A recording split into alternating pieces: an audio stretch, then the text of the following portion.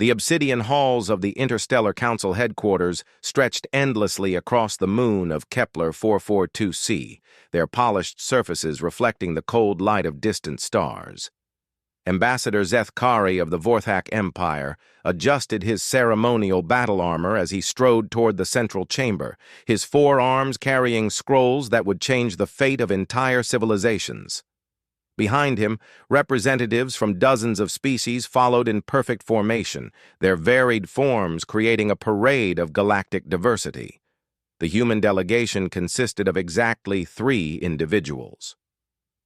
Admiral Sarah Chen walked with quiet confidence, her crisp Navy uniform bearing medals from conflicts most species had never heard of. Beside her, Dr. Marcus Webb carried a simple briefcase containing humanity's complete military assessment. The third human was different.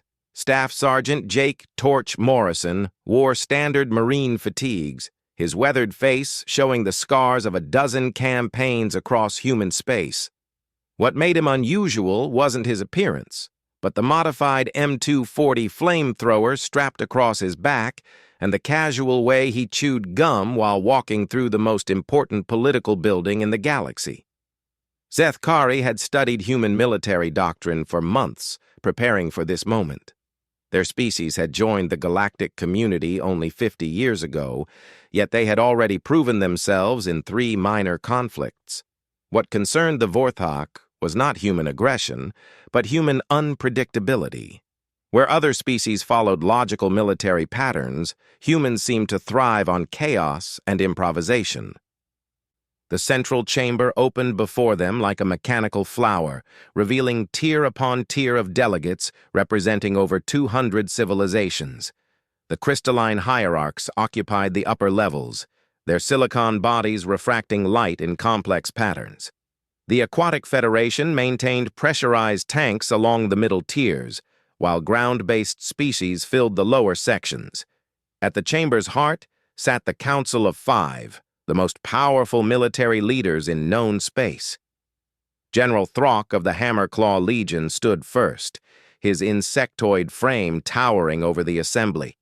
His species had conquered 17 star systems through pure military might, and his reputation for tactical brilliance was legendary. "We gather today to address the human question," his translated voice boomed through the chamber's acoustics. 50 years ago, they were confined to a single world. Today, they control 12 systems and show no signs of slowing their expansion. Murmurs rippled through the assembly. The expansion rate he described was unprecedented in galactic history. Most species took centuries to establish secure footholds beyond their homeworlds. Humans had accomplished in decades what others achieved in millennia. Admiral Chen stepped forward, her voice carrying clearly without artificial amplification. "Honored delegates, humanity seeks only peaceful coexistence and mutual prosperity. Our expansion has been driven by population pressure and resource needs, not territorial ambition. Yet your military grows stronger with each passing year," interjected Commander Veltar of the Nebula Syndicate. Her energy-based form pulsed with agitation as she spoke. "Your warships now rival our own in capability, despite your recent entry into space." Dr. Webb opened his briefcase and activated a holographic display showing human naval assets. "Our fleet consists of 47 major vessels, primarily for system defense and exploration support. Compared to the Vorthak Empire's 3,000 warships or the Crystalline Hierarch's orbital fortresses, we represent a minor military presence." "Numbers mean nothing if deployment doctrine is aggressive," General Throck replied, his mandibles clicking with emphasis. "Your species has a documented history of warfare, spanning your entire recorded civilization. Every major technological advancement has been weaponized within years of discovery."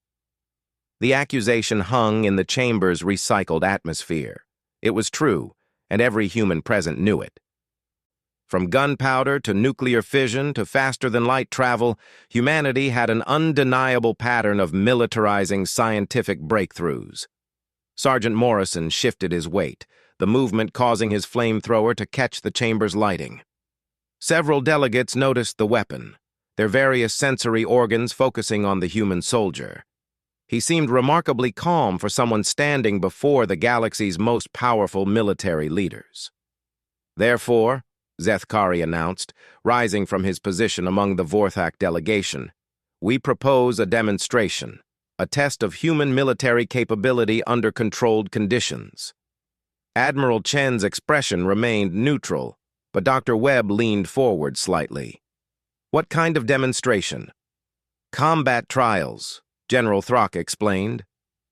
We will select a suitable battleground and deploy forces to test human tactical doctrine. This will allow the Council to accurately assess whether humanity represents a future threat requiring containment measures. The chamber fell silent.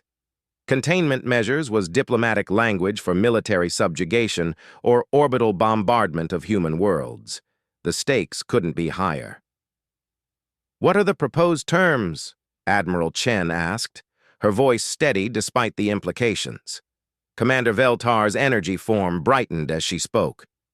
We will deploy our finest warriors to a neutral testing ground.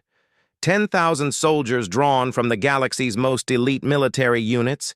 They will establish defensive positions and attempt to hold strategic objectives. And humanity's part in this demonstration? Dr. Webb inquired. You may deploy whatever forces you deem appropriate, Zethkari replied, his translator adding what might have been amusement to his tone. We leave the choice entirely to your discretion. The human delegation exchanged glances. 10,000 elite soldiers from species that had been fighting interstellar wars for millennia. The logical response would be to deploy humanity's best-equipped divisions, supported by orbital bombardment and advanced technology. Admiral Chen looked at Sergeant Morrison, who had remained silent throughout the proceedings. Torch, thoughts? The Marine stopped chewing his gum for a moment, studying the assembled delegates with eyes that had seen combat across a dozen worlds. Ma'am, with respect, sounds like they want to see what humans can do under pressure. Maybe we should show them something they won't expect. And what would that be, Sergeant? Morrison grinned, the expression transforming his scarred features. Send me. The chamber erupted in various forms of alien laughter, clicking, humming, and energy discharges that served as expressions of amusement. The idea that a single human could face 10,000 elite warriors seemed absurd beyond consideration. General Throck's mandibles spread in what his species used to indicate extreme amusement. You propose to send one soldier against our combined forces? One Marine, Morrison corrected, emphasizing the distinction. With my gear and standard combat load. Admiral Chen understood immediately. This wasn't about winning through conventional means. This was about demonstrating something uniquely human, something that couldn't be quantified in fleet sizes or technological specifications. The Interstellar Council accepts humanity's proposed force deployment, she announced formally. Staff Sergeant Morrison will represent human military capability in the upcoming demonstration. The laughter gradually faded as delegates realized the humans were serious. Zethkari's 4 arms gestured in confusion. You cannot be serious. One soldier, regardless of training, cannot face 10,000 elite warriors and expect anything but immediate death. Dr. Webb closed his briefcase and smiled. Ambassador, I think you'll find that humanity has a long tradition of exceeding expectations. Very well, General Throck declared, his amusement replaced by professional interest. We will establish the testing ground on Zerion Prime, a neutral world with varied terrain suitable for combined arms operations. Our forces will deploy in 7 standard days. Understood, Admiral Chen replied. Sergeant Morrison will be ready. As the assembly began to disperse, various delegates approached the human position to examine Morrison more closely. The Marine stood at relaxed attention, seemingly unbothered by the intense scrutiny of beings that could end human civilization with a few transmitted orders. A representative of the Aquatic Federation, speaking through her environmental suit's translator, addressed Morrison directly. soldier. Do you understand what you face? These are not training exercises or simulations. 10,000 warriors who have mastered combat across dozens of different planetary environments. Morrison nodded respectfully. Yes, ma'am. Sounds like a target-rich environment. The aquatic being's tentacles writhed in what might have been confusion. You speak as if you intend to attack rather than defend. Ma'am, Marines don't really do defensive, Morrison replied, adjusting the straps on his flamethrower. We do aggressive advancing in different directions. Later, in the privacy of their diplomatic quarters, Admiral Chen reviewed the situation with her team. Torch, I need to know you understand what we're asking. This isn't about heroic last stands or glorious deaths. We need you to survive long enough to demonstrate human capabilities. Morrison set his gear on the room's single table, each piece of equipment worn smooth by years of use. Admiral, I've been thinking about this since we got the assignment. They want to see what makes humans different. It's not our technology or our numbers. It's how we think about problems. Dr. Webb examined the Marines' equipment with professional interest. Your standard loadout is fairly conventional, advanced materials, but nothing revolutionary by galactic standards. Doc, the gear's just tools. What matters is how you use them. Morrison pulled out a small notebook filled with handwritten observations. I've been studying their military doctrine since we arrived. Every species follows logical patterns based on their evolutionary advantages. Vorthak use overwhelming firepower, crystalline hierarchs employ perfect coordination, Aquatic Federation relies on environmental manipulation. And humans? Admiral Chen asked. Morrison grinned again. We cheat. The next 7 days passed quickly. Across the galaxy, military leaders selected their finest warriors for the demonstration. The Vorthak contributed heavy assault specialists, beings bred for combat in power armor that could withstand direct artillery strikes. The crystalline hierarchs sent their geometric perfection units, soldiers whose silicon-based bodies could reshape themselves for optimal combat efficiency. The Aquatic Federation deployed their flow warriors, amphibious fighters capable of moving through any liquid medium. Representatives from smaller civilizations contributed their own elite forces. Aerial specialists from the Wind Dancers, underground combat experts from the Deep Dwellers, and energy projection specialists from half a dozen different species. Each warrior represented the pinnacle of their civilization's military evolution. Meanwhile, Sergeant Morrison spent his time in quiet preparation. He cleaned his weapons, studied topographical data of Xerion Prime, and wrote letters he hoped would never be delivered. The night before departure, Admiral Chen found him in the observation deck, watching stars wheel slowly past the station's rotation. Second thoughts, Marine? No, ma'am. Just thinking about home. He pulled out a small photograph showing a woman and 2 children. My wife thinks I'm on a diplomatic mission. Kids think I'm helping negotiate a trade agreement. Admiral Chen sat beside him, looking out at the vast stellar display. You know you don't have to do this. We could still deploy a full division. Morrison shook his head. Ma'am, that's exactly what they expect. They want to see human military power measured in tons of metal and terajoules of energy output. But that's not what makes us dangerous. Then what does? The Marine was quiet for a long moment, considering his words. We're the species that looked at an ocean and decided to cross it on a log. We saw mountains and climbed them just to see what was on the other side. Every other species in that chamber achieved space flight through careful, logical progression over thousands of years. We went from powered flight to walking on our moon in 66 years because we were in a hurry. He stood, gathering his gear. Tomorrow, 10,000 elite warriors are going to deploy with the best equipment their civilizations can provide. They'll establish perfect defensive positions using centuries of tactical doctrine. And then they're going to wait for the human attack that makes sense according to their understanding of warfare. Admiral Chen rose as well, understanding beginning to dawn. But you're not going to attack the way they expect. Morrison's grin was fierce in the starlight. Ma'am, I'm not going to attack at all. I'm going to do something completely different, something so fundamentally human that they'll spend the next century trying to figure out how we think. As the Marine headed for his quarters, Admiral Chen remained in the observation deck. Somewhere in those distant stars lay Earth, humanity's small blue world that had somehow produced a species capable of surprising beings who had mastered interstellar warfare before humans discovered fire.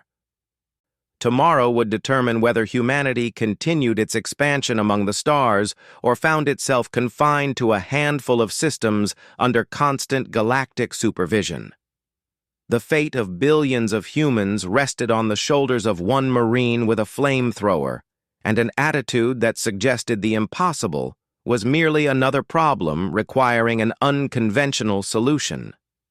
The stars continued their eternal dance, indifferent to the small drama playing out among the creatures that had learned to travel between them. But among those creatures, word was already spreading.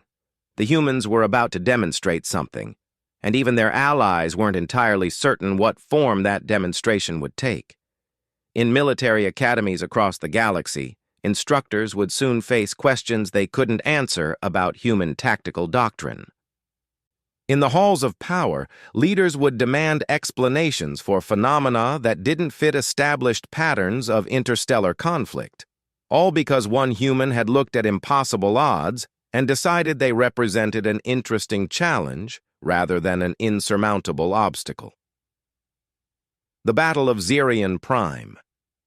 Xerion Prime hung in space like a jewel carved from emerald and sapphire, its varied continents offering every conceivable terrain type for military operations. The planet had been chosen specifically for its neutral status and diverse geography, featuring everything from Arctic tundra to tropical jungles, vast deserts to towering mountain ranges. It was, according to galactic military doctrine, the perfect testing ground for combined arms operations. The Interstellar Council's monitoring station orbited at a safe distance, its sensor arrays tracking every movement on the planet's surface. Inside the station's command center, representatives from dozens of civilizations watched massive holographic displays showing the deployment of 10,000 elite warriors across Xerion Prime's primary continent. General Throck commanded the operation from the station, his compound eyes taking in tactical data that would have overwhelmed most organic brains. The deployment was a masterpiece of military coordination. The northern mountains held crystalline hierarchs whose silicon bodies could merge with the rock itself, creating virtually undetectable sniper positions. The central plains swarmed with Vorthak heavy assault troops, their power armor gleaming like beetle carapaces under the alien sun. Aquatic Federation forces controlled every river, lake, and coastal region, their ability to move through any liquid medium making them nearly impossible to track or engage effectively. Skydancing aerial specialists maintained constant patrol patterns overhead, while deep-dweller tunneling experts had spent the first day creating an underground network that connected every major defensive position. "Perimeter established," reported Commander Veltar, her energy form pulsing with satisfaction. "All strategic objectives are under observation. Escape routes have been identified and covered. The human will have nowhere to run." Dr. Webb, observing from the station's diplomatic section, noted the confidence in the alien commander's voice. The assembled forces represented over 3,000 years of combined military experience. Each warrior had been selected for their proven combat record and specialized capabilities. By any logical analysis, the outcome should be predetermined. "Where is the human deployment?" asked Ambassador Zeth Kari, his forearms manipulating control interfaces as he reviewed the tactical situation. "Approaching the southern continent," Admiral Chen replied, watching her own displays with apparent calm. Staff Sergeant Morrison insisted on making his own landing site selection. On the surface of Zerion Prime, Sergeant Morrison piloted a simple atmospheric entry vehicle toward coordinates he had chosen after studying the planet's geography for 3 days straight. The craft was standard human military issue, designed for reliability rather than advanced capability. Its stealth systems were adequate, but not exceptional by galactic standards. What made Morrison's approach unusual was his target. While the alien forces had deployed to the continent containing all the strategic objectives, he was heading for the smaller southern landmass, separated from the main continent by nearly 800 kilometers of ocean. The entry vehicle touched down in a clearing surrounded by dense subtropical forest. Morrison climbed out, breathing recycled air through his environmental mask while his equipment automatically analyzed the local atmosphere. Zerion Prime's air was breathable for humans, though slightly richer in oxygen than Earth normal. He unloaded his gear methodically, checking each item against a handwritten list. The M240 flamethrower, his primary weapon, used a fuel mixture that burned at temperatures exceeding 2,000 degrees Celsius. His secondary weapons included a combat knife, a sidearm, and enough ammunition for a prolonged engagement. His pack contained survival gear, engineering supplies, and several items that would have puzzled most military observers. What he didn't carry was communication equipment, orbital support beacons, or any technology that would allow the monitoring station to track his exact location. From the moment his entry vehicle's beacon went silent, Sergeant Morrison became effectively invisible to the galactic audience, expecting to watch his inevitable defeat. "Target has gone dark," General Throck announced, his mandibles clicking with annoyance. "Sensor contact lost in the southern forest region. Perhaps his equipment malfunctioned during landing," suggested Commander Veltar. "Atmospheric entry can be stressful for primitive technology." Dr. Webb smiled slightly but said nothing. Admiral Chen maintained her poker face while internally wondering exactly what Morrison was planning. The Marine had been unusually secretive about his tactical approach, claiming that surprise was essential to his mission's success. Hours passed. On the main continent, 10,000 elite warriors maintained their positions while long-range sensors swept the southern landmass for any sign of human activity. Orbital reconnaissance detected the entry vehicle's wreckage, but no trace of the soldier who had piloted it. "He must be moving through the forest," speculated a Hammerclaw Legion tactical specialist.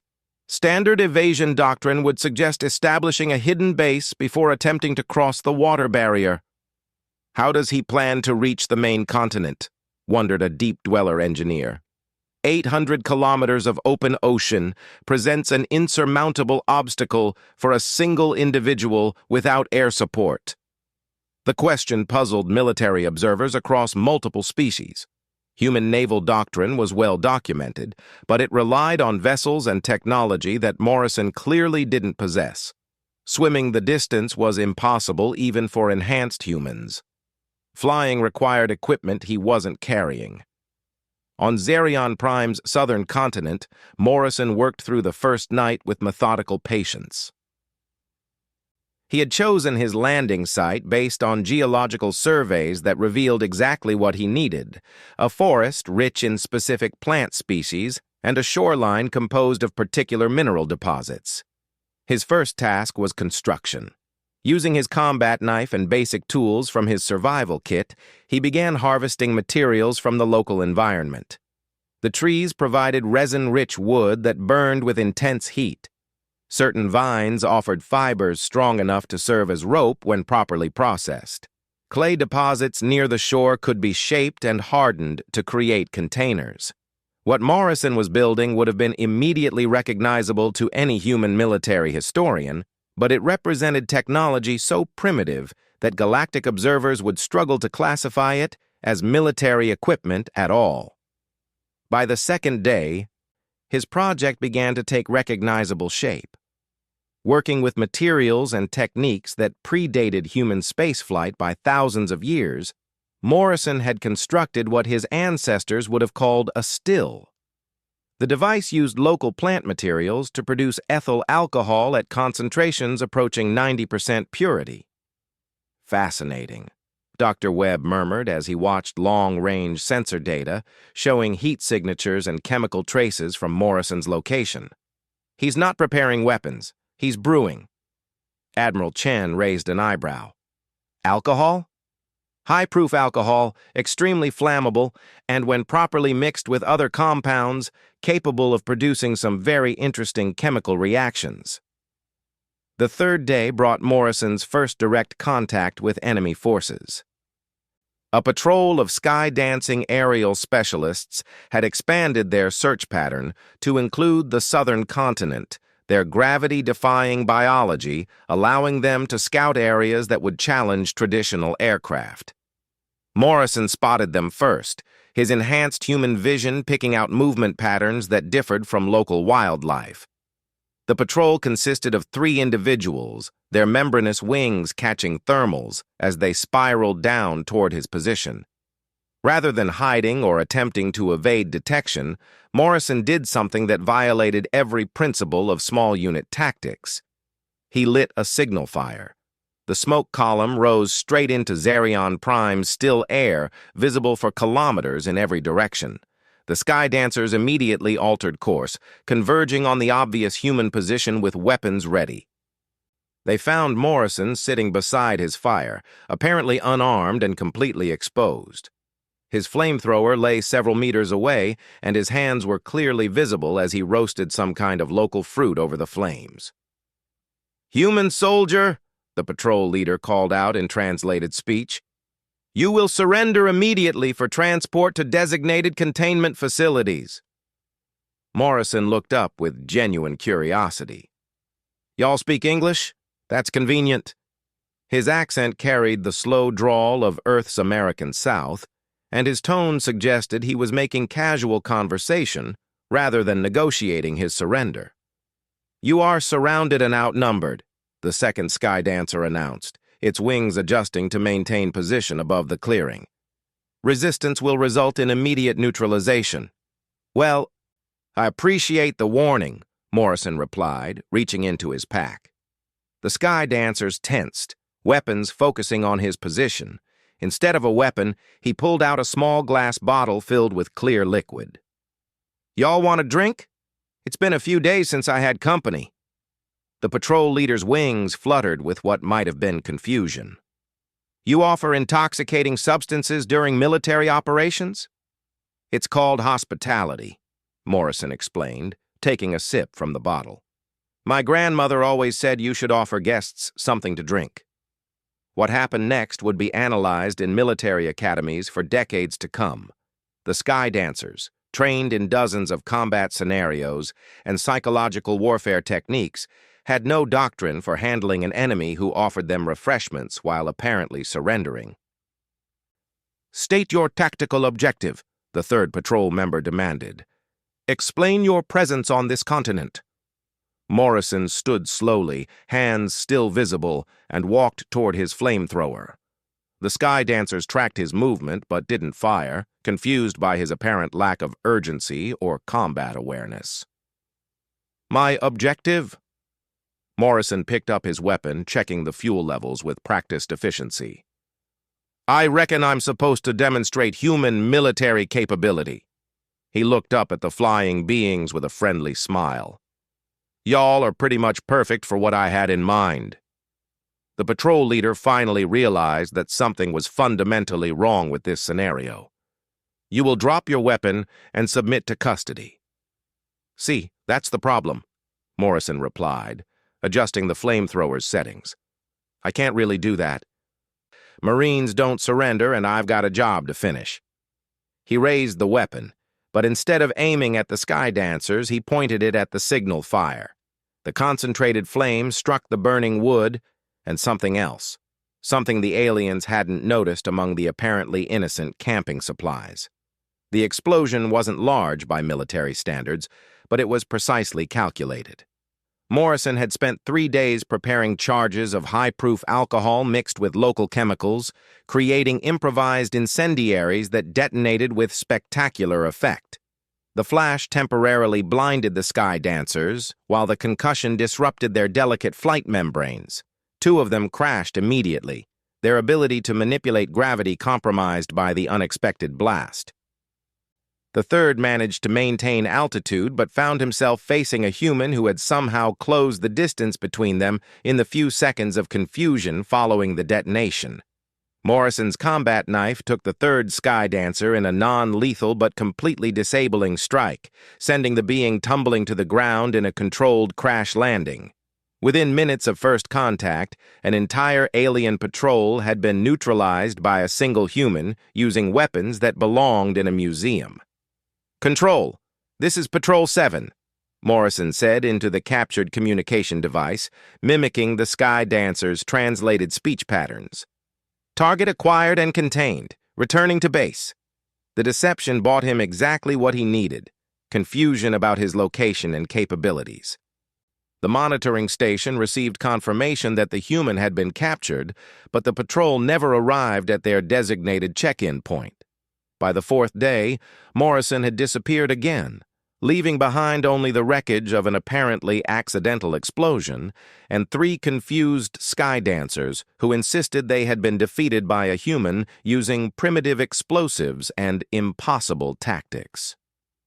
"This makes no sense," General Throck declared, reviewing the patrol's reports.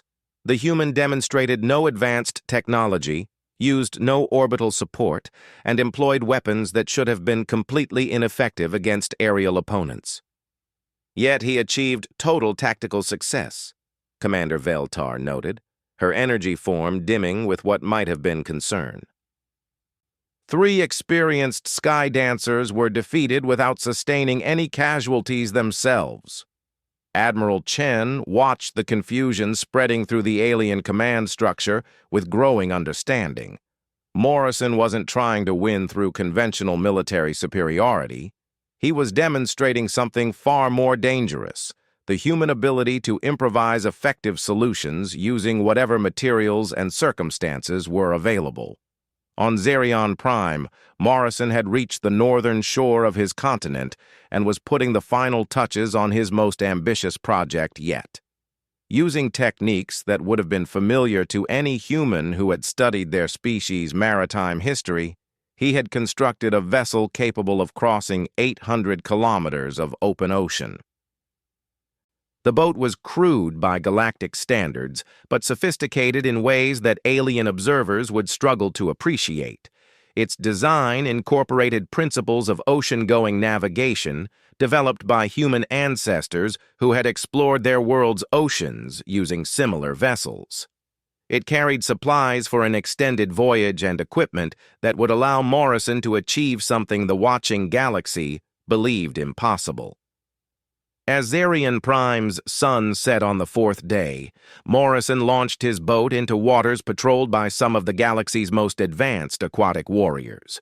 His destination was the main continent, where 10,000 elite soldiers waited for an attack that would follow human military doctrine. They were about to discover that human military doctrine included possibilities their strategic computers had never calculated. The impossible victory. The crossing took Morrison 18 hours of steady sailing through waters that should have been impossible for a single human to navigate. His boat, constructed from materials found on Xerion Prime's southern continent, moved through the darkness with no lights and minimal sound signature. The vessel's design drew from thousands of years of human maritime experience, but its execution represented something uniquely Morrison: absolute confidence in improvised solutions. The Aquatic Federation forces patrolling the ocean between continents used sensors calibrated to detect modern military vessels, powered boats, and underwater vehicles. Morrison's sailing craft, constructed from organic materials and propelled by wind alone, registered as floating debris to their automated detection systems. Commander Veltar observed the patrol reports from the orbital station with growing frustration. 17 hours since the human disappeared from the southern continent. No sensor contact, no communication intercepts. How does one individual simply vanish from an entire planet under observation by 10,000 warriors? Dr. Webb, monitoring human diplomatic channels, noted the increasing agitation in alien command structures. Sergeant Morrison has always been resourceful. His service record includes successful evasions in environments that hostile forces considered completely controlled. "This is different," General Throck declared, his mandibles clicking with agitation. "We have orbital surveillance, ground sensors, aerial patrols, and aquatic reconnaissance. No individual can avoid detection by all of these systems simultaneously." What they didn't understand was that Morrison wasn't avoiding their systems. He was exploiting fundamental assumptions in their detection protocols. Every alien species had developed sensors based on their own technological progression and military doctrine. They looked for heat signatures, electromagnetic emissions, and movement patterns that matched known military equipment. Morrison's approach predated those assumptions by millennia. His boat moved with wind and current, generating no electromagnetic signature and matching the thermal profile of floating organic matter. His navigation used techniques developed by human sailors who had crossed Earth's oceans before electronic systems existed. As Xerion Prime's sun rose on the 5th day, Morrison's boat reached the northern shore of the main continent. He had landed exactly where he intended, a small bay surrounded by cliffs that aerial patrols considered too treacherous for landing craft. The location put him approximately 50 kilometers behind the main defensive line, in territory the alien forces had designated as secure rear area. Morrison pulled his boat above the tide line and camouflaged it among the coastal rocks. His equipment had survived the crossing in waterproof containers, and his fuel supplies remained intact. Most importantly, the long ocean voyage had given him time to finalize his tactical approach. What he planned would violate every principle of military engagement that the galactic forces understood. Instead of attempting to break through their defenses or capture their objectives, Morrison intended to demonstrate something far more fundamentally human: the ability to change the rules of the game entirely. His first target wasn't a military position, but a geographic feature that the alien forces had dismissed as tactically irrelevant. Xerion Prime's main continent was bisected by a mountain range containing several dormant volcanic peaks. Geological surveys had confirmed that the volcanoes posed no immediate threat, with eruption cycles measured in thousands of years. Morrison had studied those same geological surveys and reached a different conclusion. The volcanoes weren't dead. They were simply sleeping. And with the right application of human engineering principles, they could be awakened. Moving through the mountain foothills, Morrison avoided detection by staying away from areas that alien forces considered strategically important. His route took him through terrain that offered natural concealment and no obvious military value. Progress was slow but steady, guided by topographical maps and a destination that no other military mind would have considered relevant. The first indication that something unusual was happening came from deep-dweller seismic sensors. Their underground monitoring network detected subtle vibrations in the mountain range, patterns that didn't match known geological activity. "Possible human movement in Sector 7, reported a deep-dweller technician.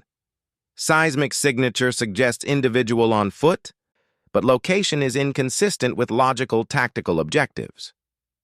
"He must be attempting to establish an observation post," theorized a Vorthak tactical analyst. "Elevated position for reconnaissance before his main assault." General Throck studied the sensor data with professional interest. The mountains offered excellent visibility of the defensive positions, but they were too far from strategic objectives to serve as effective attack routes. "Deploy a reconnaissance element. Locate the human and determine his objectives." The reconnaissance element consisted of 6 crystalline hierarchs whose silicon-based biology allowed them to move through rocky terrain with perfect camouflage. Their approach to Morrison's position was flawless, according to established doctrine, using natural cover and coordinated movement patterns that had proven effective in dozens of previous operations. They found him exactly where the seismic data suggested, on a narrow ledge halfway up the volcanic peak, designated Mount Xerion by the planet's original survey team. He was working with tools and materials that made no immediate sense in a military context. Morrison had spent the previous night constructing what appeared to be a crude drilling apparatus, using components from his gear combined with materials scavenged from the volcanic slope. The device looked primitive but functional, designed to penetrate rock layers using principles that predated modern engineering by centuries.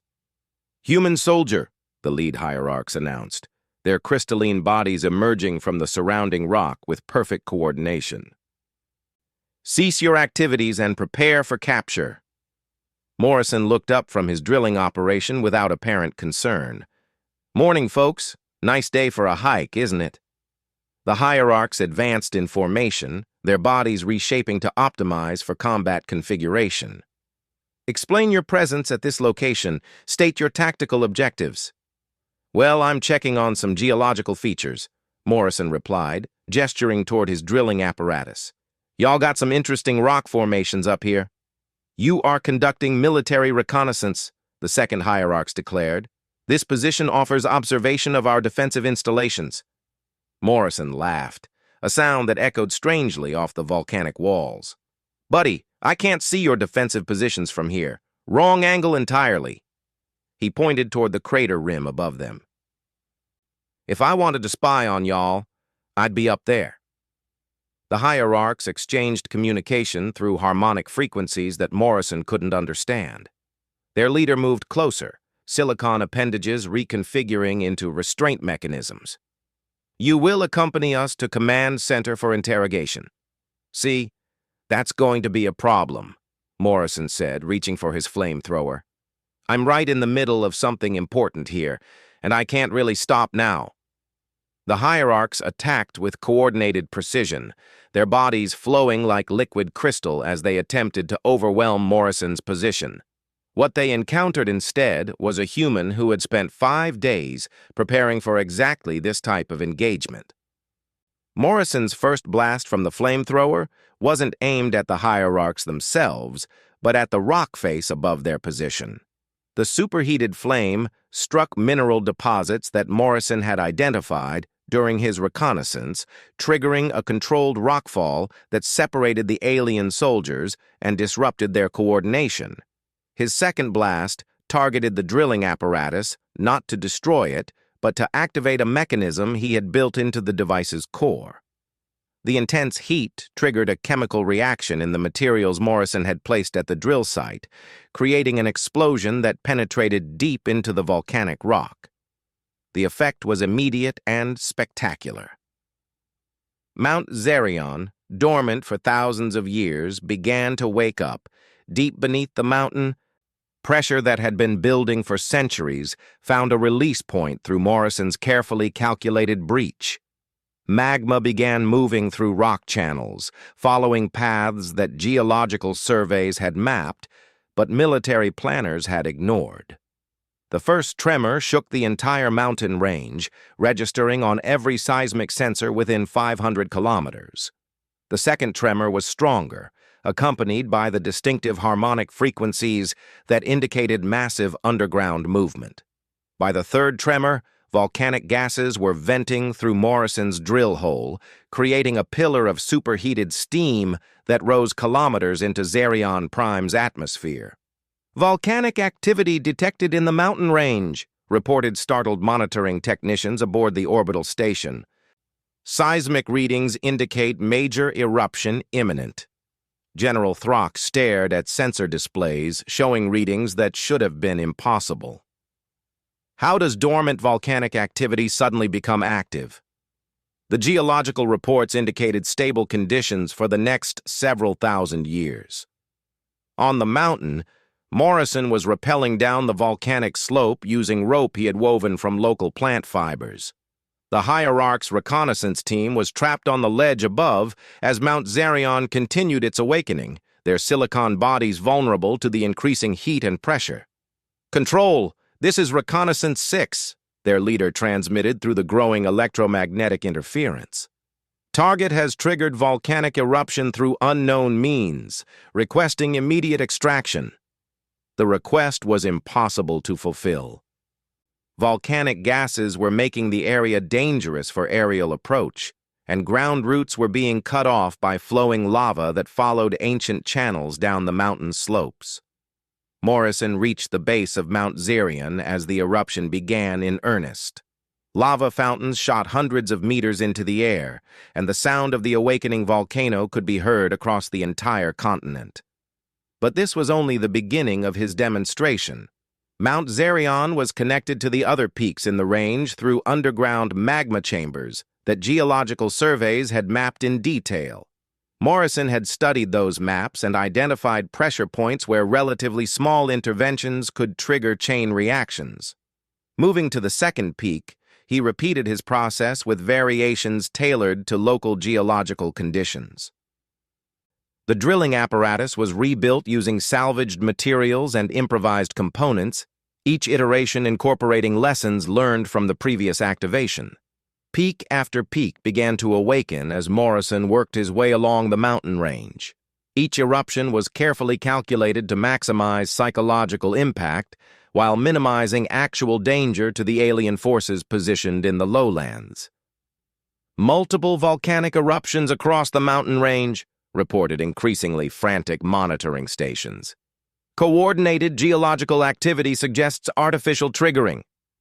"Impossible," Commander Veltar declared, her energy form fluctuating with stress.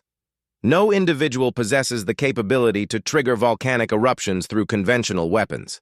Dr. Webb smiled as he watched the display showing Mount Zerion and its neighboring peaks painting the sky with fire and ash. "Commander, I think you'll find that Sergeant Morrison doesn't rely on conventional weapons." The eruptions continued for hours, each peak awakening in sequence as Morrison's geological engineering reached critical pressure points throughout the range. The display was visible from orbit, a chain of fire mountains that transformed Zerion Prime's geography in real time. But the volcanic eruptions were only the first phase of Morrison's demonstration. As ash clouds began to obscure aerial surveillance and seismic activity disrupted underground sensor networks, the Marine implemented the second part of his plan. The alien forces had deployed according to military doctrine that assumed conventional attack patterns. Their defensive positions were optimized for repelling frontal assaults, flanking maneuvers, and combined arms operations. None of their calculations had included the possibility that a single individual might reshape the battlefield's fundamental geography. With the mountain range now active and spewing ash into the atmosphere, Morrison began moving toward the alien positions using concealment provided by his own geological warfare. Volcanic ash created a smokescreen that defeated most optical sensors, while ongoing seismic activity masked his movement signatures. His target wasn't any single defensive position, but the network of underground tunnels that Deep Dweller engineers had spent days constructing. Those tunnels were masterpieces of military engineering, connecting every major defensive position and providing secure communication lines between units. Morrison had observed their construction from his mountain positions and identified the network's critical vulnerabilities. Like the volcanic peaks, the tunnel system could be disrupted by applying force at precisely calculated points. Using his remaining explosive materials and the geological instability he had created, Morrison began a systematic campaign against the Deep Dweller tunnel network. Each blast was timed to coincide with volcanic seismic activity, masking the artificial explosions within the natural chaos of the awakening mountains. Tunnel sections began collapsing as their structural integrity was compromised by Morrison's sabotage combined with ongoing seismic stress. Communication lines were severed. Supply routes were blocked, and movement between defensive positions became impossible. "Underground network compromised," reported Deep Dweller engineers with growing panic. Multiple tunnel collapses, cause unknown. Structural failure patterns inconsistent with natural seismic activity. General Throck found himself commanding a defensive line that was rapidly losing cohesion. Units that had been coordinated through the tunnel network were now isolated and unable to communicate effectively.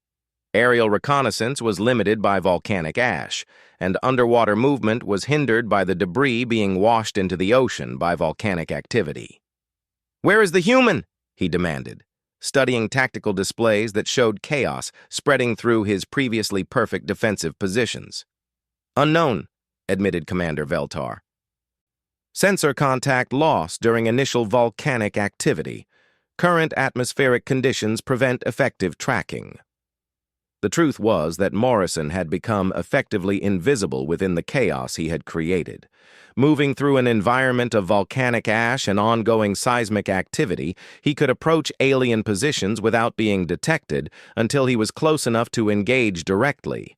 His tactics shifted to match the new battlefield conditions. Instead of attempting to defeat alien forces through superior firepower, he began demonstrating the human talent for psychological warfare, combined with surgical strikes on critical targets. Crystalline hierarchs found their perfect geometric formations disrupted by small explosions that targeted their coordination algorithms. Vorthak heavy assault troops discovered that their power armor was vulnerable to volcanic ash that clogged filtration systems and overheated cooling units. Aquatic Federation forces watched helplessly as volcanic debris contaminated their water supplies and made underwater movement hazardous. Each engagement followed the same pattern. Morrison would appear without warning, engage long enough to demonstrate human capabilities, and disappear back into the volcanic chaos before coordinated response was possible. "This is not conventional warfare," General Throck declared after reviewing reports of the latest engagement. "The human is employing tactics that fall outside established military doctrine. He has turned the entire planet into his weapon," Commander Veltar observed, her energy form dimming with what might have been respect. "Individual soldier has achieved strategic effects through environmental manipulation." The situation reached its climax as Morrison approached the Central Command Complex, where General Throck had positioned his headquarters.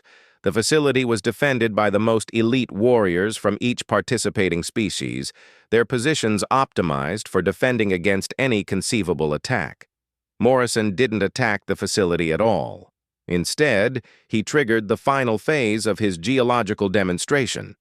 The volcanic activity he had initiated was approaching its peak as Mount Zerion and its neighboring peaks reached full eruption.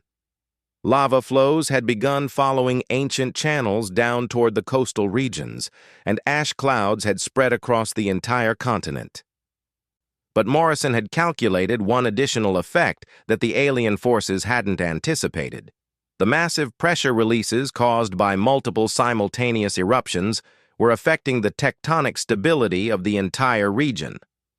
Standing on a hilltop overlooking the command complex, Morrison activated his final improvised device, a seismic amplifier constructed from his remaining gear and materials salvaged from the volcanic slopes. The device didn't cause an earthquake. It simply focused and directed seismic energy that was already present in the system, channeling the Earth's own power through principles that human seismologists had understood for centuries. The result was a localized tremor that lasted exactly 30 seconds and achieved precisely what Morrison had calculated. The command complex, built to withstand military assault but not geological instability, suffered structural failures that rendered it temporarily unusable without causing casualties among its occupants. As alien command staff evacuated their damaged facility, they found a single human Marine standing in their parade ground.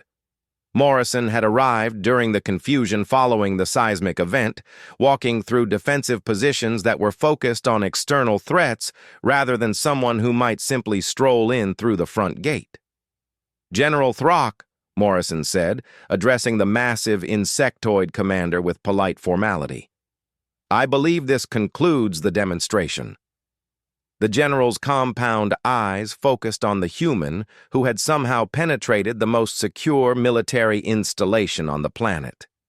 Around them, 10,000 elite warriors maintained their positions while their command structure tried to understand what had just occurred. "How?" General Throck asked, his translated voice carrying genuine confusion.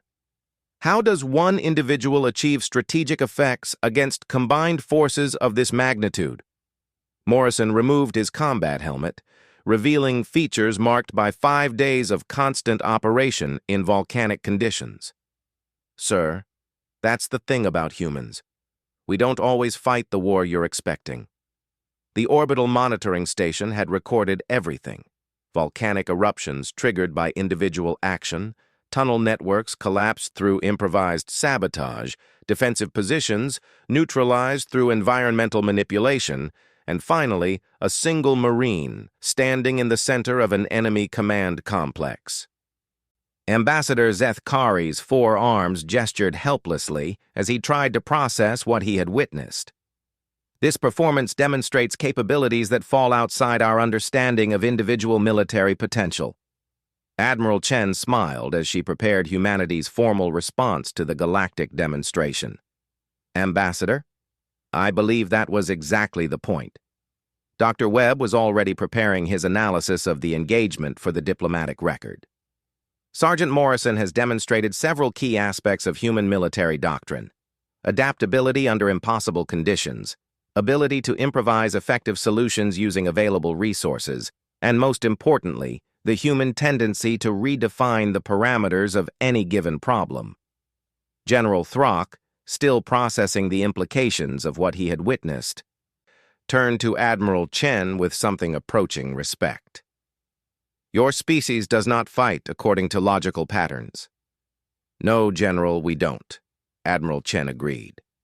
"We fight to win, using whatever means are available and whatever tactics the situation requires." The demonstration concluded with Morrison's peaceful extraction from the planet's surface, leaving behind evidence that would reshape galactic understanding of human military potential. The volcanic activity gradually subsided, the damaged infrastructure was repaired, and 10,000 elite warriors returned to their respective civilizations with stories that their superiors would initially refuse to believe. But the recordings existed, and the data was undeniable. One human Marine, armed with a flamethrower and an unlimited capacity for improvisation, had achieved what galactic military doctrine considered impossible. The Interstellar Council's final assessment was unanimous. Humanity would continue their expansion among the stars without interference. Not because of their fleet strength or technological capabilities, but because of their demonstrated ability to find solutions that nobody else would think to attempt. As Admiral Chen prepared to return to Earth, she reflected on what Morrison had accomplished. He hadn't won through superior force or advanced technology. He had won by being uniquely, unmistakably human in his approach to an impossible problem. The galaxy had asked to see what humans could do when faced with overwhelming odds. Morrison had shown them something far more important: what humans would do, regardless of the odds, when they decided something needed to be accomplished. Somewhere in the darkness between the stars, other civilizations were already beginning to recalculate their expansion plans and military doctrines. The humans, it seemed, were full of surprises. And in a galaxy where military might was measured in fleets and technologies, the most dangerous force might just be a species that refused to accept that anything was truly impossible. Sergeant Morrison, meanwhile, was already planning his next leave rotation. After 5 days of volcanic engineering and tactical improvisation, he was looking forward to spending some quiet time with his family, secure in the knowledge that humanity's place among the stars was guaranteed for generations to come.